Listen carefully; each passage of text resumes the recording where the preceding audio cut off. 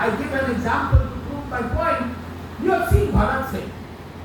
And only photograph which you will find of Bhagat Singh is wearing a hat, suit and tie. As if Bhagat Singh only wore that shoe. Now my problem is this iconography gets distorted. And therefore friends, your work in the education institution is not to deal with Babasaheb Ambedkar in persona. We have to come back. Okay, the last part. How he has been stigmatized. You know, these icons, they face stigmatization also. And I'm not going into detail, but one, they have created a wedge of caste. They have created casteism. It is because of them casteism is alive. Now these four aspects have to be kept in mind if we really want to approach Babasaheb Ambedkar, that how he has been victim of erasure, reductionism, distortion and stigmatization. Now, so friends, it's very difficult.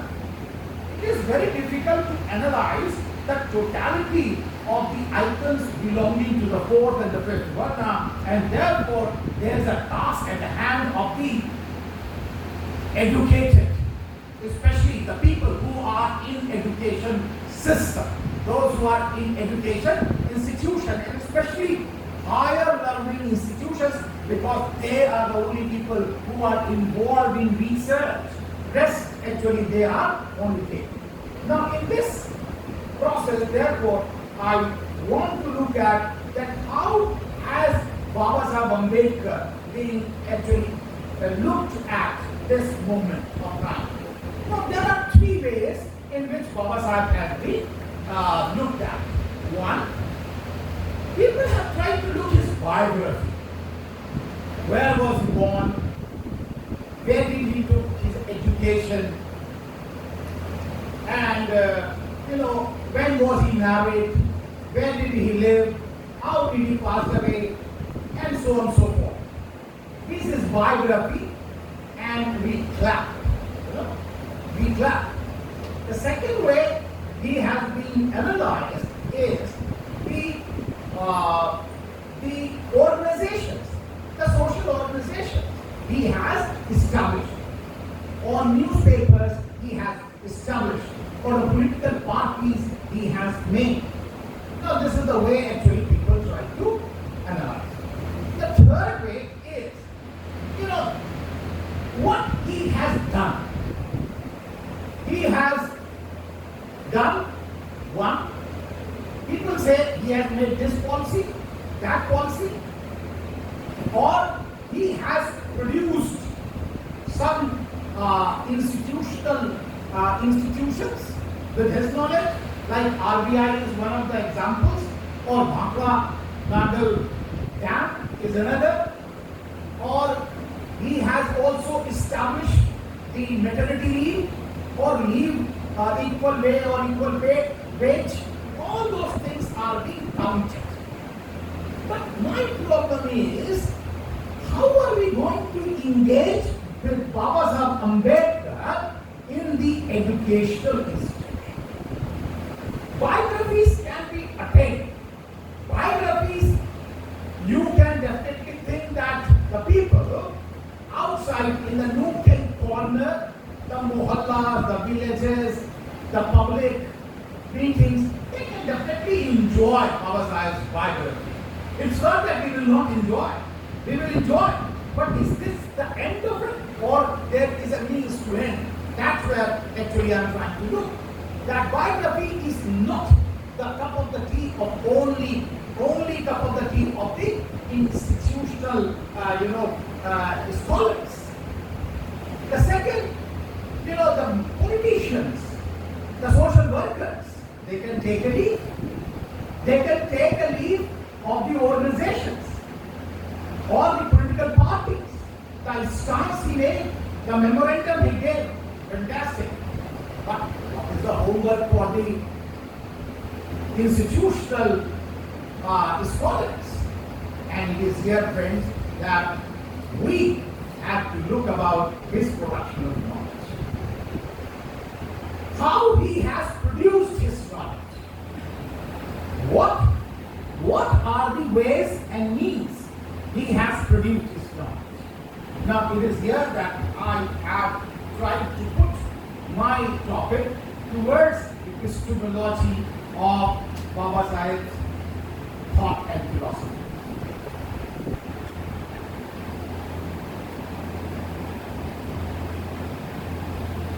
Now, this question is that we have to engage with Babasaheb's thought and philosophy. And I am trying to argue that we have to engage with Babasaheb's thought and philosophy on the basis of the formal and referential knowledge he has produced. I am not going into the speeches because I know some people give a speech and that becomes knowledge. No, I am not talking about speech as knowledge. I am trying to argue that he has produced referential knowledge. Now this referential knowledge, that means he has produced knowledge through seminars, when he presented papers in seminars. He also gave memorial lectures. He gave or he published articles in journals. He wrote dissertations and he gave memorandums to the government and then published books from reputed publishers. Now I am talking about the knowledge produced in this formal manner, and therefore there is a width of knowledge. There is a basis of knowledge in which Babasaheb has produced. Now therefore friends, I think if we move on to epistemology of Babasaheb Ambedkar, I would like to define what is epistemology and what do I mean by epistemology. Epistemology asks three questions. One, epistemology asks what can be known with certainty and what can be left to faith and opinion. That is first. And I am asking that yes, we know Babasaheb Ambedkar has produced authentic knowledge and therefore we can know his knowledge. That is one aspect. The second aspect is of the epistemology, what is the source and foundation of his knowledge? What is the source and foundation of knowledge? Epistemology also means what is the source and foundation of knowledge. And third, to differentiate between scientific knowledge from non-scientific knowledge. These are three aspects which make epistemology. And therefore, friends, I begin with this, the source and foundation of knowledge. Because I can know with certainty these sources. Now to begin with, I would like to take social ecology. The social ecology in which Babasaheb Ambedkar has produced his knowledge. What is the social ecology in which Babasaheb has produced the knowledge? Here, we can take, only one very important aspect, the influences on Babasaheb Ambedkar. The influences. What were the influences of Babasaheb Ambedkar? How he was influenced by the people. The second, his own lived experience. His own lived experience. And third, the fundamental sources which he used to produce knowledge. Okay? Now why I so say? Why I am talking about experience? In social sciences, do experience has a valid category for evaluation, or can the experience validate the production of knowledge? Has it any influence on the production of knowledge? Now this is an important aspect. If we look at how it has produced or how it has influenced Babasaheb Ambedkar. Now this I draw from C. Wright mills, and C. Wright mills are used. There are three coordinates of sociological imaginary: biography, history, and their interaction in society are three coordinates of sociological imaginary. Therefore, friends, biography is very, very important source of knowledge production, because we can also take, or we can substantiate our argument with Peter Berger and Lockman, sociology of knowledge. They argue, both of them argue, there is social determination of social thought. There is a determination, structural determination of social thought. What is the location of the researcher in the social structure? Location of the researcher in the social structure has a bearing on the construction of consciousness. And out of this construction of consciousness, production of knowledge takes place. And therefore, friends, we have to look what were the sources and influences on Babasaheb Ambedkar. We all know three very important influences on him: Buddha, Kabir, and Jyotiba Phule. Now we all know that he was influenced, Babasaheb was influenced by Buddha, and not only influenced so much that he compared Buddha with Karl Marx. Not only that, he wrote Buddha and his Dharma. And when people were trying to argue that in preamble of the Constitution he has drawn equality, liberty and fraternity from French Revolution, he denied and he said that no, I have taken it from my master the Buddha. Why? Because in equality, liberty and fraternity in French Revolution is a political slogan. But in Buddhism, fraternity assumes a higher pedestal. Fraternity assumes a higher pedestal. Why? Because you can make a law for equality, you can make a law for liberty, but you cannot make a law for fraternity. And therefore, but establishing fraternity is more important than equality and liberty. And if you establish fraternity, equality, liberty, and will follow. But friends, there is a epithet of social justice which precedes equality, liberty, and fraternity in the Constitution. Therefore, this influence, Buddha's influence is writ large in Babasaheb's writing and his speeches, and therefore I take it. The second influence is, of course, Jyotiba Phule. And we know that Ambedkar was influenced by Buddha and Buddhism, no doubt.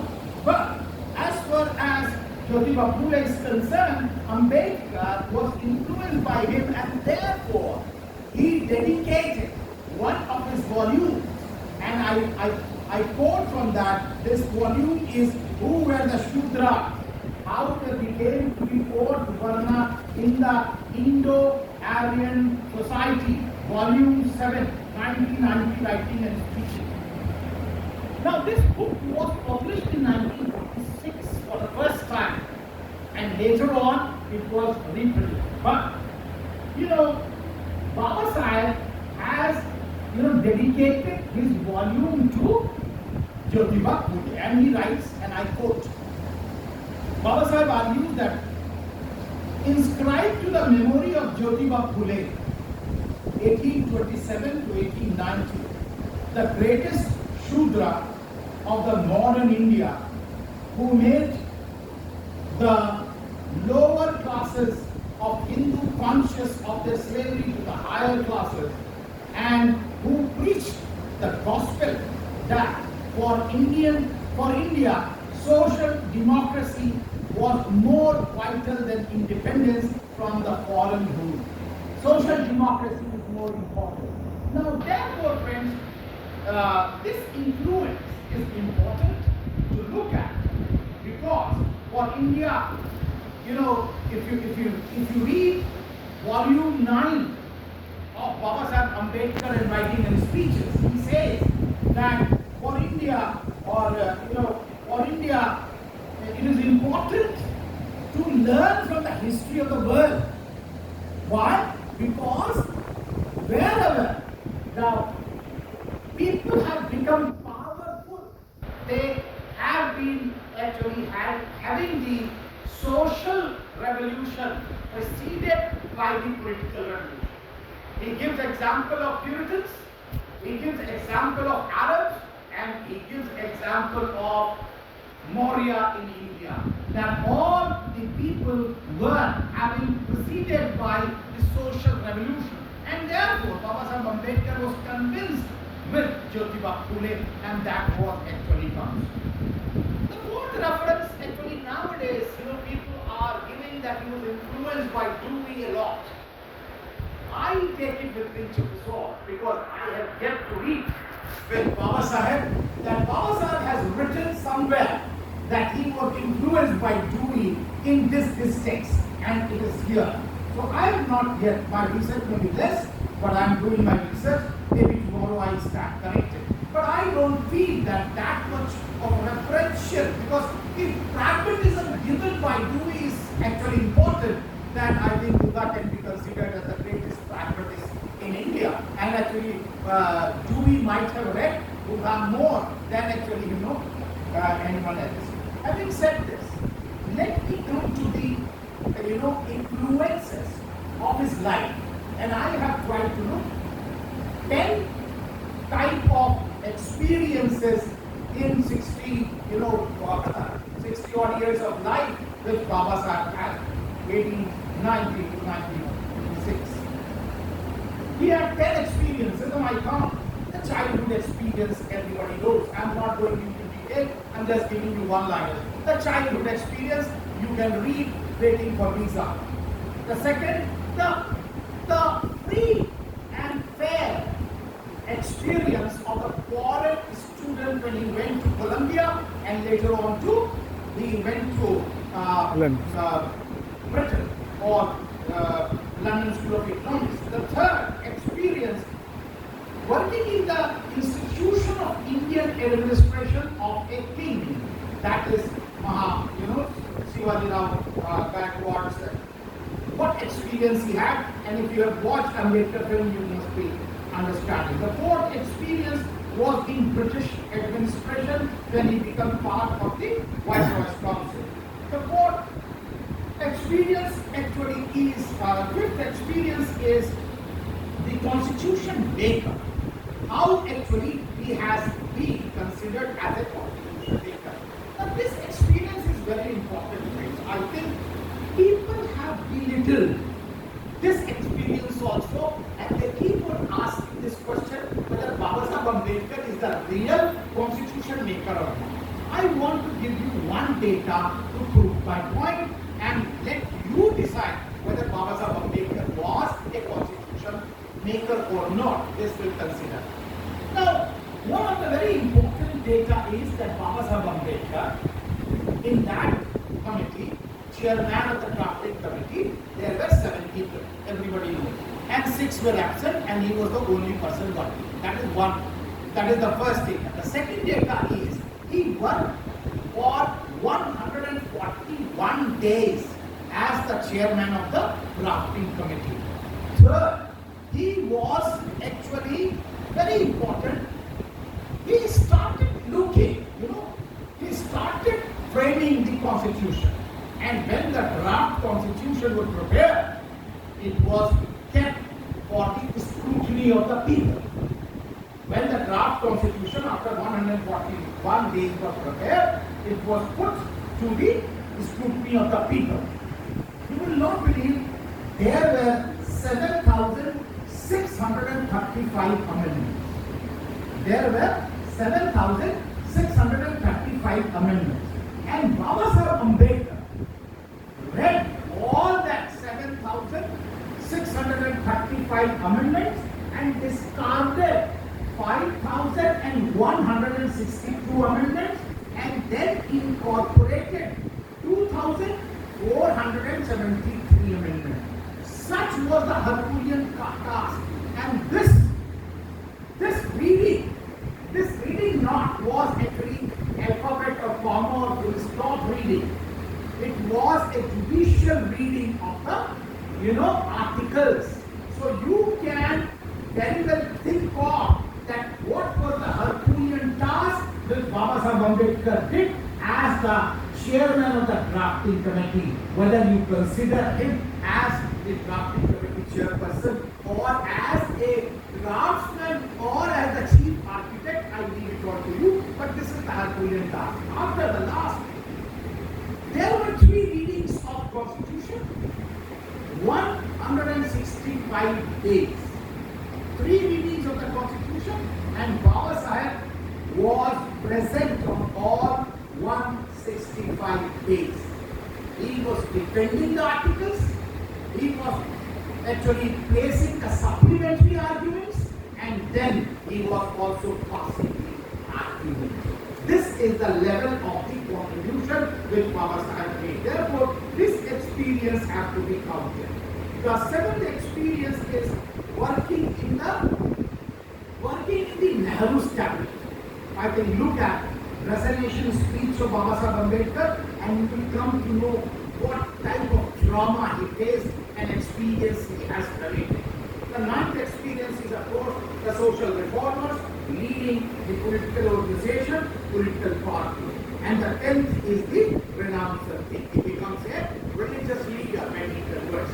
All these experiences, friends, have gone into the making and the production of knowledge that we have to look at. Don't have a very simple reading of Babasaheb Ambedkar that he was producing knowledge as if that it was a mechanical, or mechanical without any ethical and moral obligations of the people. He had those moral and ethical obligations that we have to recognize. He was not there producing knowledge to earn his bread and butter as we as professors do. No, he was producing knowledge for the nation as a whole. And therefore, I think these experiences count.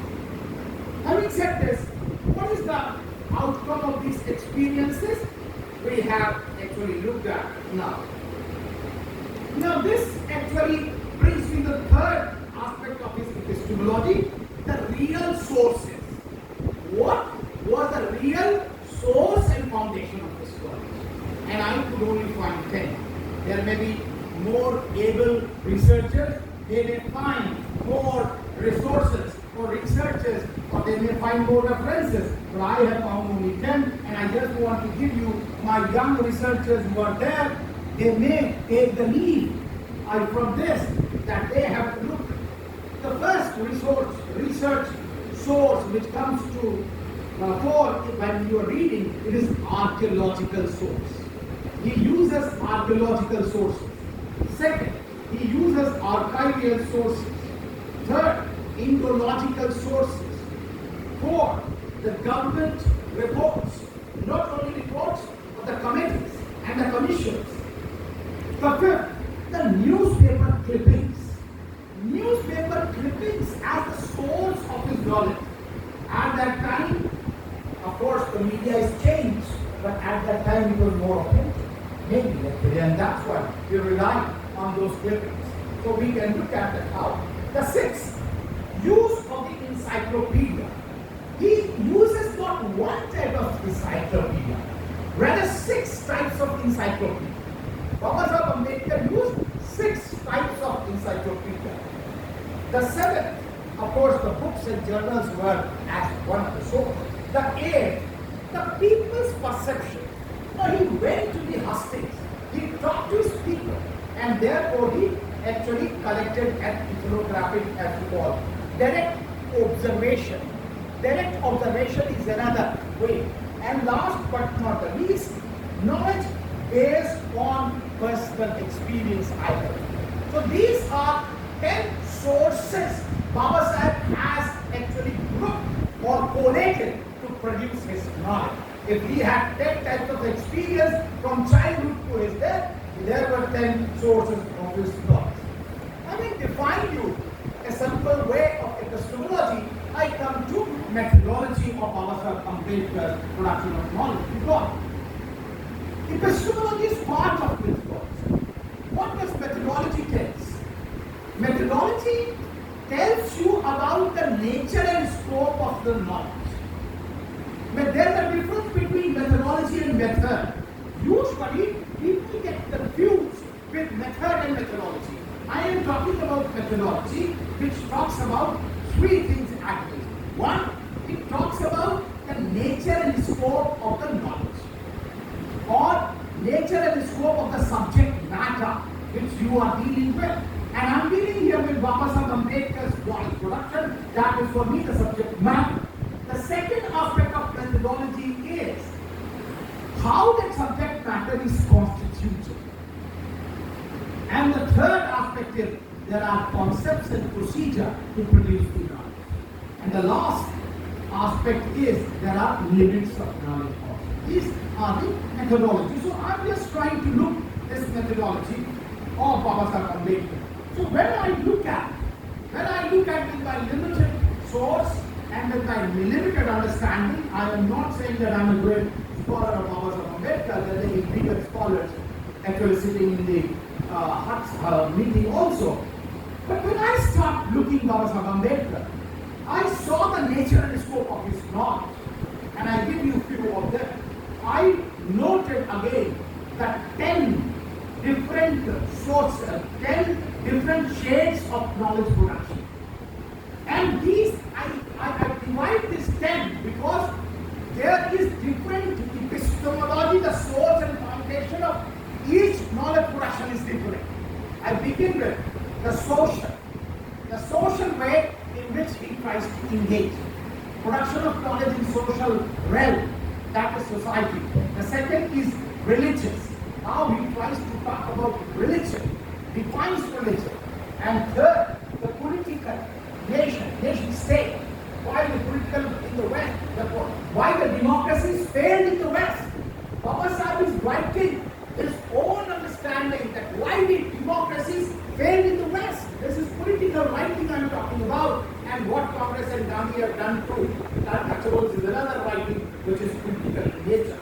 The fourth, of course, is his economic problem of the rupee and others. I am not an economist, so I am not going into that detail. The fourth. The fifth is the gender. Babasaheb has produced a vast knowledge on gender. I think people have not engaged, especially Indian feminists have not engaged with Babasaheb's knowledge on the basis on the Indian woman. I will come to that later. The sixth, of course, is the education.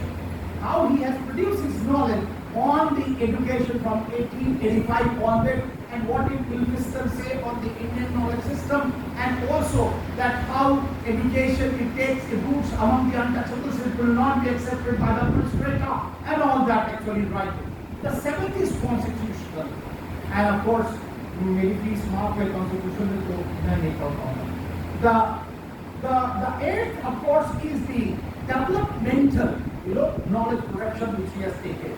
The ninth is the emancipation of the Dalits, or you can say who were Dalits, why they became so, or from faction to millions to faction, or the village, and so on and so forth. The last is the thoughts on different society of the world. Thoughts on the world society. What was the revolution? What revolution was in France? What revolution did happen in Japan? What revolution did happen in actually Britain or American Revolution? All those actually aspects. When you go to Constitution, how was the Constitution, American Constitution, Canadian Constitution, Australian Constitution, South African Constitution, how actually they were framed? How much time did they take? How many articles they had? Such was the reading, and that's what I say that this is part of the actually publication. So these are the nature and scope of his knowledge. Now I come to the theories in which Babasaheb Ambedkar, because methodology is not end in itself. Methodology is a means of theory building. That how did Babasaheb Ambedkar theorize? That I want to actually just tell you. I am not going to bore you, but I am just giving you the epithet. You can later on read my book, because I have to also advertise my book also, which is going to come very soon. The theories which Babasaheb Ambedkar has used? There are 5 theories which I could find. One, the historical theory or the historical approach which he used. And what did Babasaheb say? It is not that he used the historical. I just want to read a very important paragraph from Babasaheb Ambedkar when he was talking about what is history. And therefore I am trying to argue that actually there is a historical approach. Babasaheb argues and he quotes Gothe. He quotes Gothe, G-O-E-T-H-E. You know John Gothe? He argues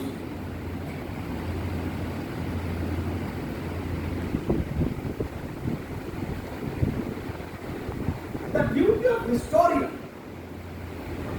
of historian is to separate true from false, the certain from uncertain, and doubtful from which cannot be ascertained. This is the duty. But, he comes to Epistemology, he says that in India, the history has been kept in 2 periods. The history has been kept in 2 periods. One, it has been kept before at the time of invasion of Alexander, and the last point is until the Mohammedan conquest. That is the 2 period which history has been summarized. That means you have not gone to the ancient Indian history and you have not come to modern India as such. And therefore, Ambedkar argues that in Gothe's and Epistemology, there is a lacuna. And what is the lacuna? He writes, they have not told us what the historian should do when he comes across the missing link, where no direct evidence or connected relation between important events are available. There is no connection and there is missing link. What should a historian should do? I think it's a very great lesson to the researchers. If the researchers are not finding the link, what they should do. And it is here that Ambedkar quotes Maxim Gorky.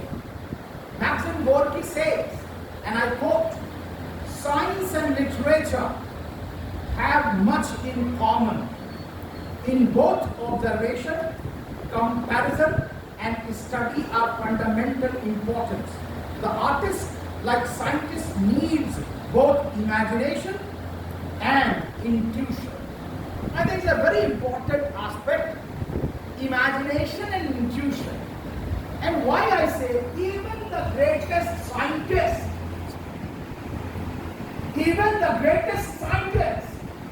Einstein argued that religion is the springboard of intuition.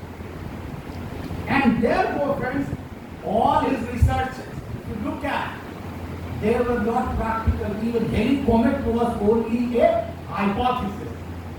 It was not an empirical research in relativism or science.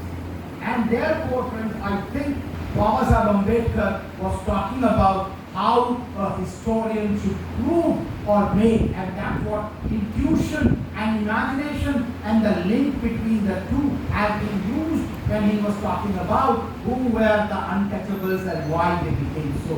So that methodology, the historical methodology, comes to fore not only through his own writing, but there are actually historians of the world when he is talking about. That is one. The second theory which he uses is evolutionary theory. By that time, Darwin had already come, and Babasaheb Ambedkar was talking about that, yes, evolution is an important. The third is Indo-logical approach. Indo-logical approach, when he tries to read, is understanding of Indian society, how one should talk about it.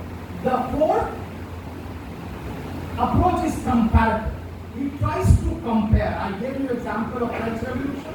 I gave example of the Puritans, I gave example of Arabs, and I also gave you example of the Japanese Revolution, what happened to them. So there is a comparative approach. The last is an international perspective.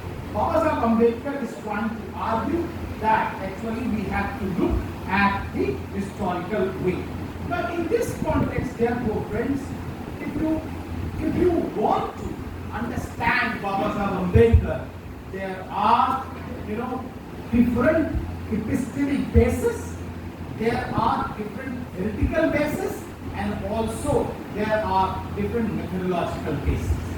Therefore, my approach is, don't, as in an institution, don't go by the, fragmented episodes of Babasaheb Ambedkar.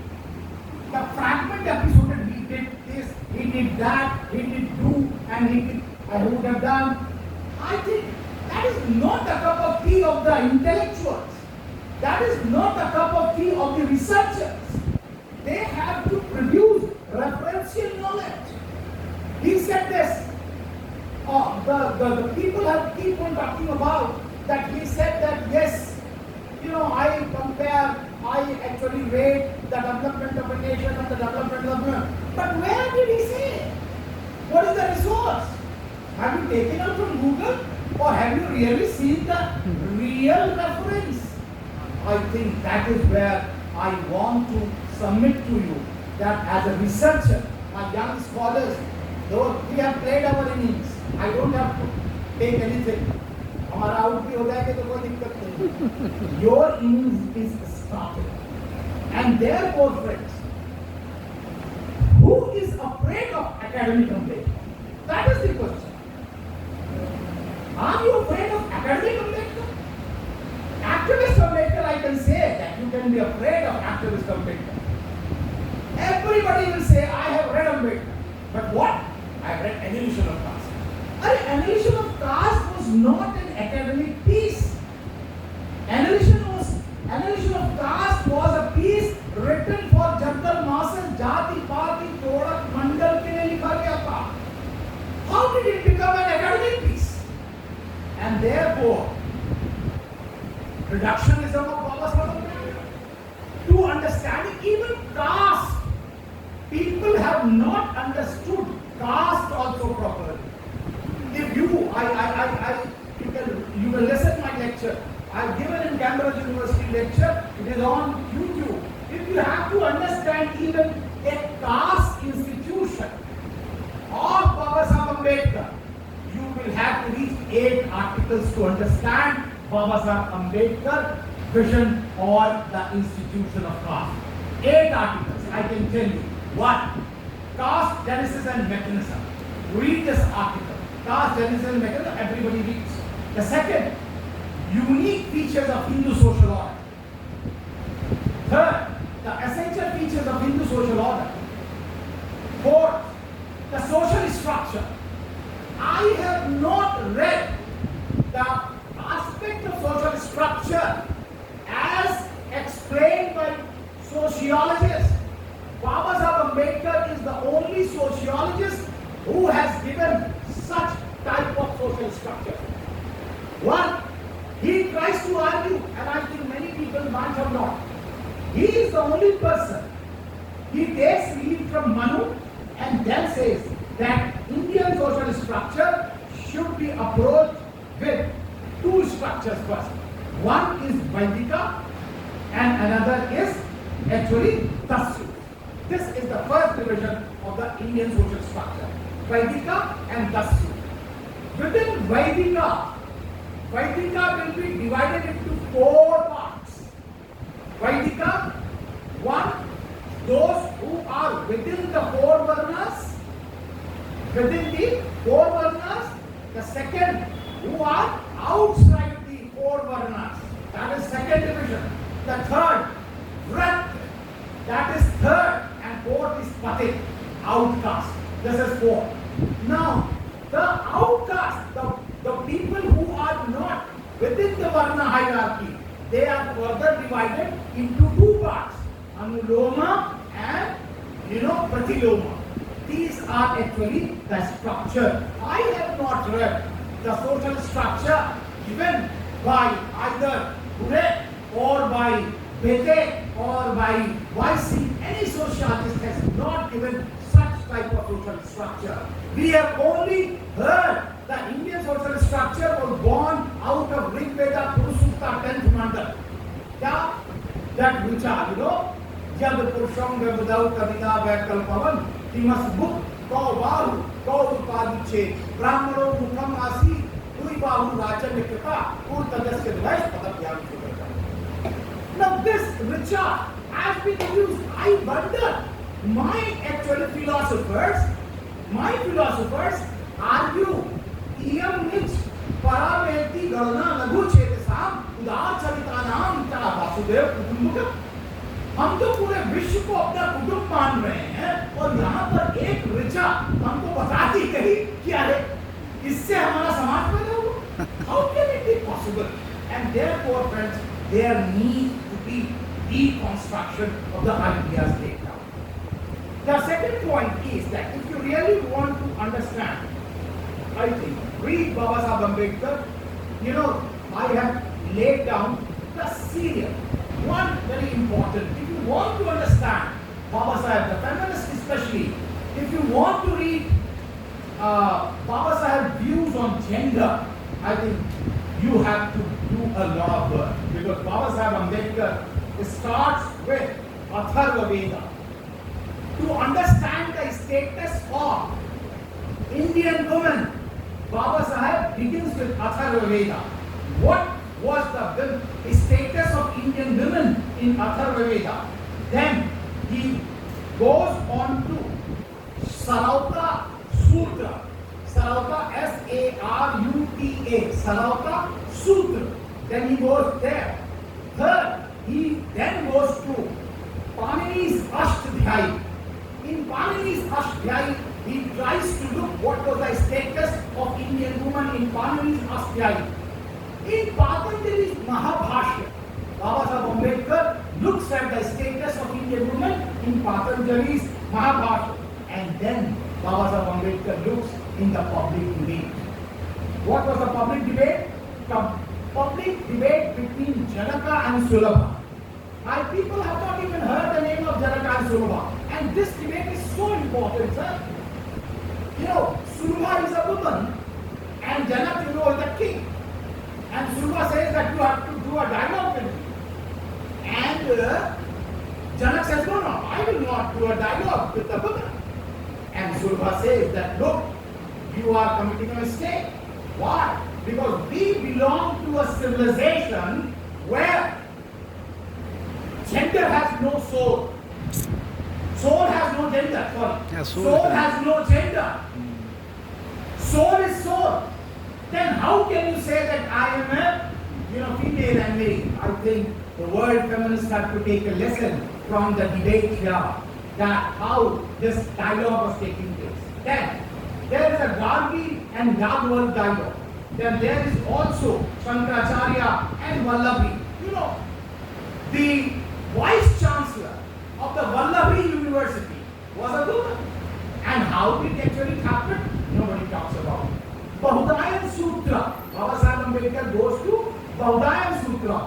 And last but not the least, he goes to Kautilya's Arthashastra. These aspects he has read and these aspects he has written. And then he comes to the critique of Manusmriti. Especially, I think one has to look how did the status of the lower strata women started deteriorating. I think this, the law from Pitra Savarnya to Matra Savarnya, I think we have to understand the intricacy of this laid down. Not, having accumulated the historical material through the text, Babasaheb comes to the contemporaneity.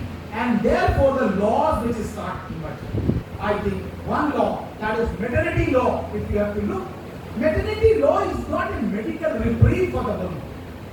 It is not only medical reprieve for the woman as Babasaheb Ambedkar is talking about. He says that no, it is the moral duty of the nation, because the women is providing the next generation of the nation, and therefore there is a moral commitment for the nation to give her the leave. So it's not only a medical leave. Then friends come to actually Hindu Marriage Act 1955, the Civil Marriage Act, the Anti-Dowry Act, the Property Right Act, even the Divorce Act, or how actually the marriage is converted from a sacrament to contract.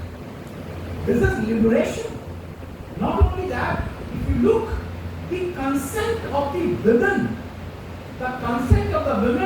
in adoption is necessary.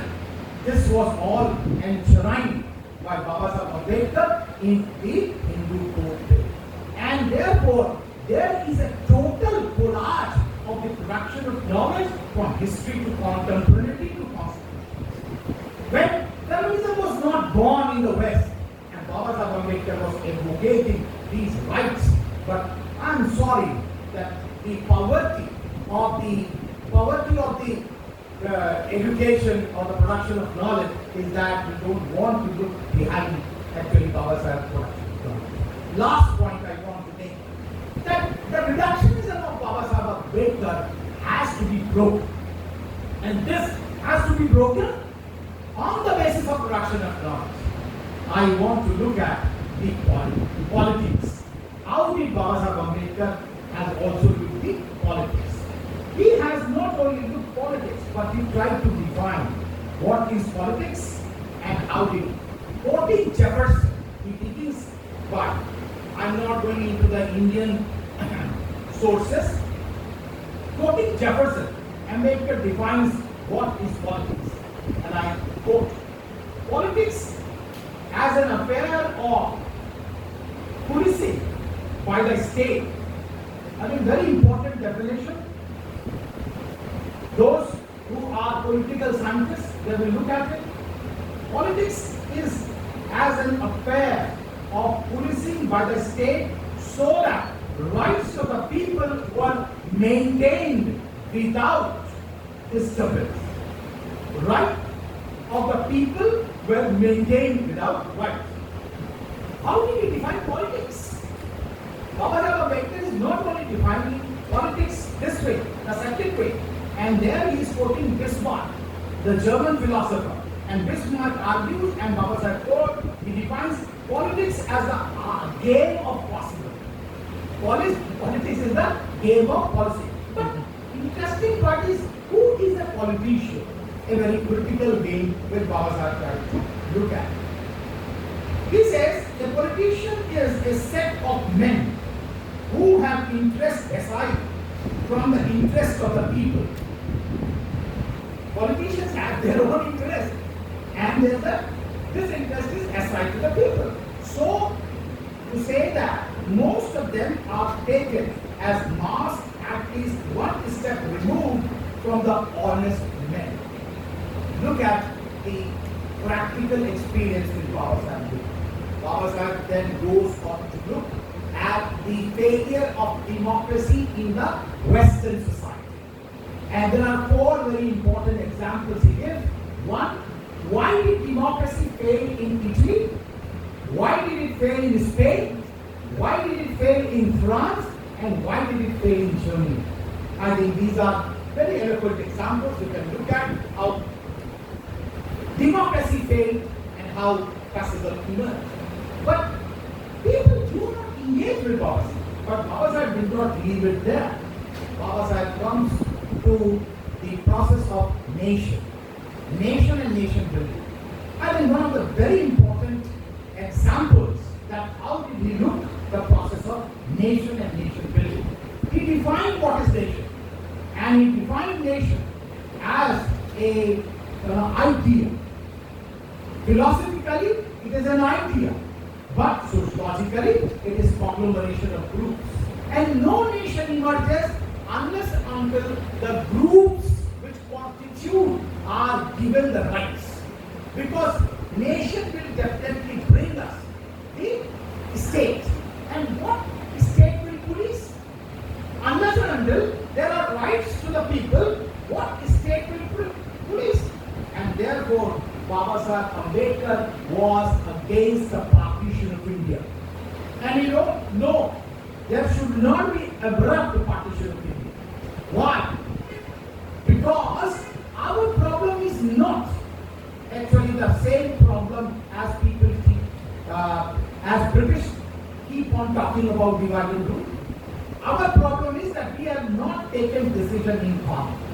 And in that context, friends, Babasaheb said that let there be 10 years, a decade period.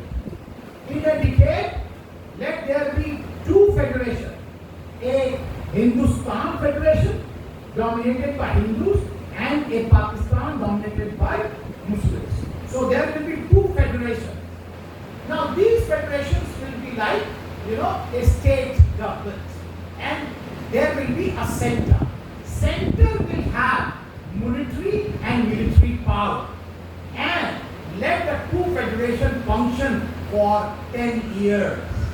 And I am of the opinion, Babasaheb said, that I am confident that after 10 years, both Hindustan and Pakistan will realize that a united India is better than divided.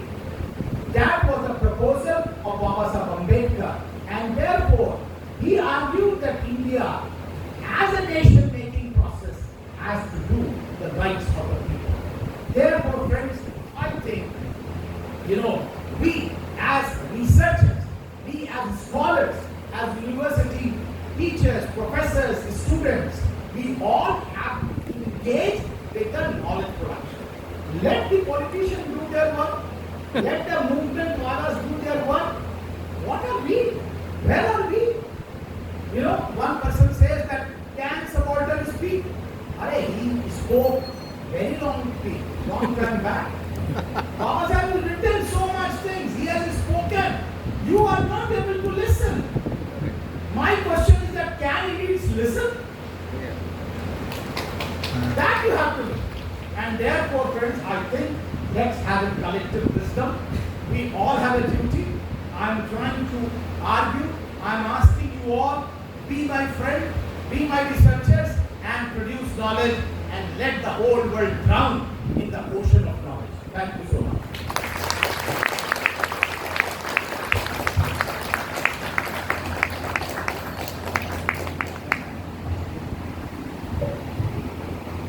Thank you very much, sir, for such an enlightening lecture on the epistemology of Dr. Ambedkar. Your insightful lecture have helped us better understand of